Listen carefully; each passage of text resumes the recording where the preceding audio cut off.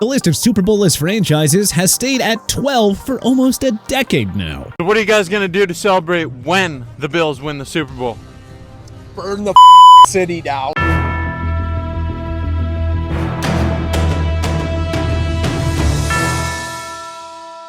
How do they all stack up heading into the 2025 season? Today, we rank every team that's never won the Super Bowl in order based on when we expect them to finally get the job done. Number 12, Cleveland Browns. We're at the point where we don't know what the Cleveland Browns' long-term direction is. Trading Myles Garrett would have netted a monster haul to help their rebuild, but they instead made him the NFL's highest-paid defensive player. It's also really hard to get a read on the current QB situation. Yeah, anyone else struggling to find a solution there to challenge Joe Burrow and Lamar Jackson in the AFC North? Cleveland's top three offensive linemen, Wyatt Teller, Joel Bitonio, and Jack Conklin, are on the wrong side of 30. Nick Chubb's gruesome knee injury and subsequent departure left the Browns without a game-changing top 5 running back too. Garrett is not getting any younger heading into his age 30 season. Look, add it all up, and no Super Bowl-less franchise faces a more challenging road to championship glory than Cleveland. Number 11, Carolina Panthers. Unlike the Browns, the Panthers at least have a potential long-term solution behind center.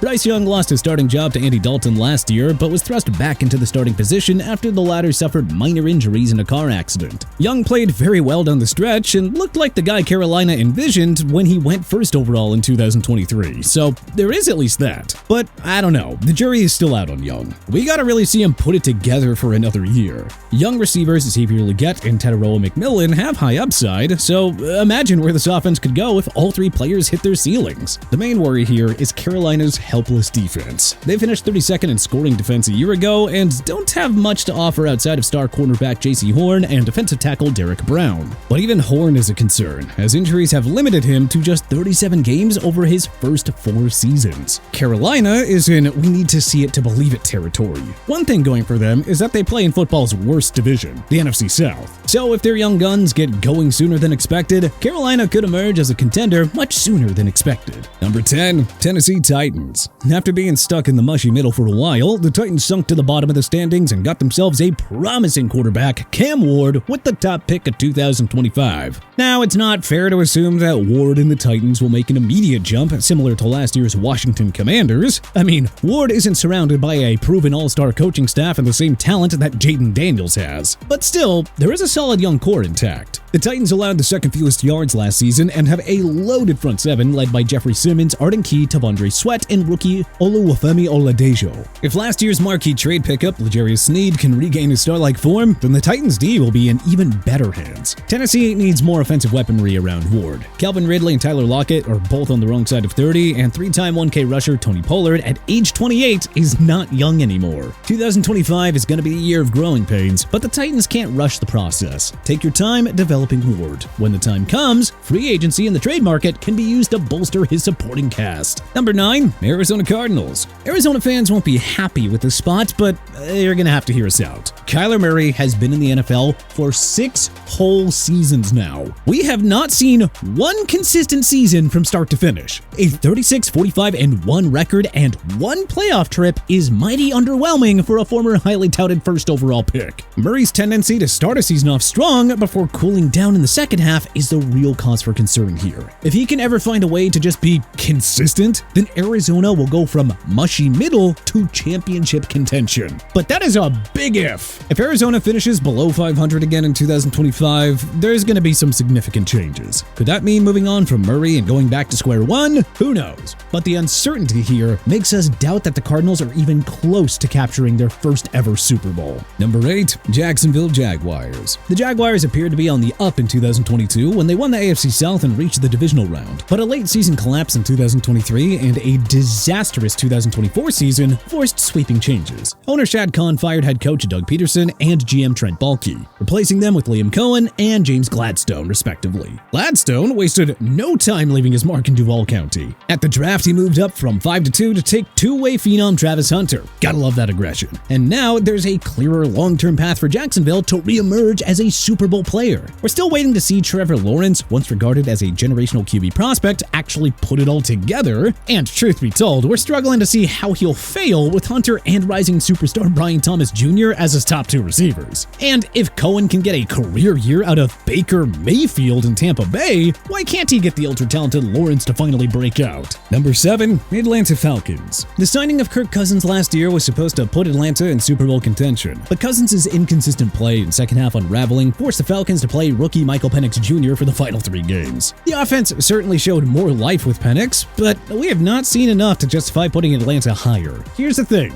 The pieces are there. Penix Jr. has a super high ceiling. Bijan Robinson, Drake London, Darnell Mooney, and Kyle Pitts are all 1,000-yard weapons too. The defense added more juice with Leonard Floyd and the first-round selections of Jalen Walker and James Pierce Jr. With A.J. Terrell and Jesse Bates patrolling the secondary, Atlanta has what it takes to be a Super Bowl team. Now it's time to put all that talent together and actually execute. Atlanta plays in the weak NFC South, and they have a much better long-term outlook than their 3 rivals. But the Falcons have quite a history of entering the season as a paper tiger without living up to it. If Penix Jr. breaks out and leads Atlanta to the playoffs in 2025, we'll have them higher on this list next year. But it is not realistic to think that the Falcons will scratch their names off the list of Super Bowl-less franchises this season. Number 6, Los Angeles Chargers. We honestly want to put the Chargers higher, but the Chargers gonna Charger thing just can't escape our minds. Look, the Bolts blew a 27-0 lead in their first playoff game of the Justin Herbert era. Playing a shorthanded Houston team in the 2024 wildcard round,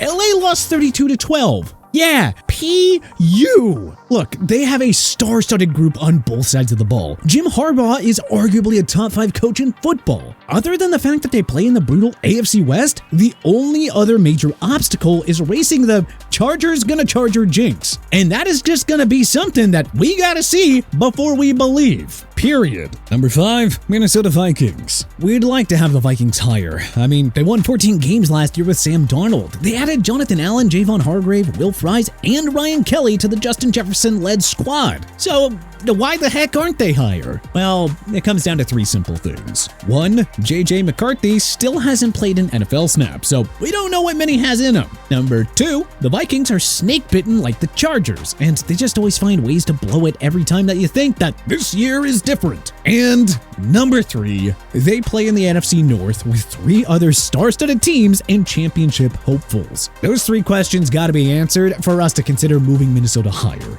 Number 4, Houston Texans. This ranking might surprise some, but unlike the Vikings and Chargers, the Texans have played very well in the postseason and don't look fazed by the playoff pressure. This team has all the main ingredients to win: a top head coach in DeMeco Ryans, a franchise QB in CJ Stroud, a deep set of offensive weapons, and a championship-caliber defense. Oh, and of course, they just get to beat up on their 3 inferior divisional opponents annually. That never hurts. Even without Tank Dell and Stephon Diggs for last season's divisional round with KC, the Texans gave them a mighty big scare and they only lost by 9. Now just imagine what Houston could do in the postseason when at full strength. The offense is absolutely loaded with Stroud, Nico Collins, Tank Dell, Joe Mixon, Jalen Knoll, and Jaden Higgins. Will Anderson Jr., Derek Stingley Jr., and Daniil Hunter are as good of a defensive trio as it gets. Look, just saying, on paper, Houston has all of the pieces to finally win it all. They just need to do it. Number 3, Cincinnati Bengals. In 2 of Joe Burrow's 3 fully healthy seasons, the Bengals have played in 2 AFC Championship games and a Super Bowl. So we don't really have to ramble too much here. Burrow led the NFL in passing yards and TDs last year. Jamar Chase won the Triple Crown in receiving. Trey Hendrickson led the NFL in sacks. Since he was let down by a porous defense last year, but that was a one-off and not the sign of a decline.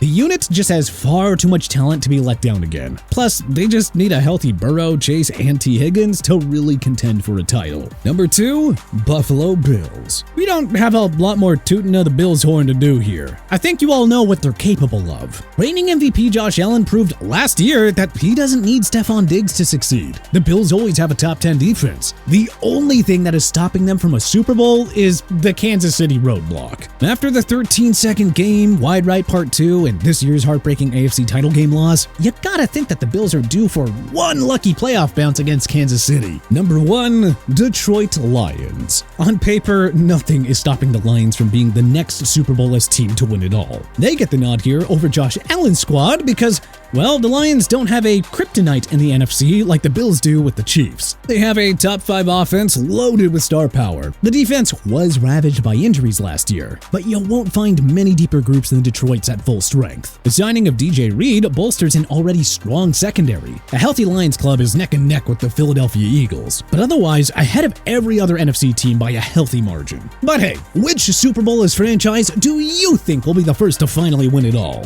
Do you agree with our list? What do you think we got right here? What do you think we got wrong? Let us know in the comment section below. If you like this video and learned a thing or two, clicking the like button helps us out a ton. And you know, we really appreciate it. If this is your first time coming around to TPS though, then subscribing is a great idea because we put out videos like this every single day. But as always, thanks for watching and we'll see you guys next time.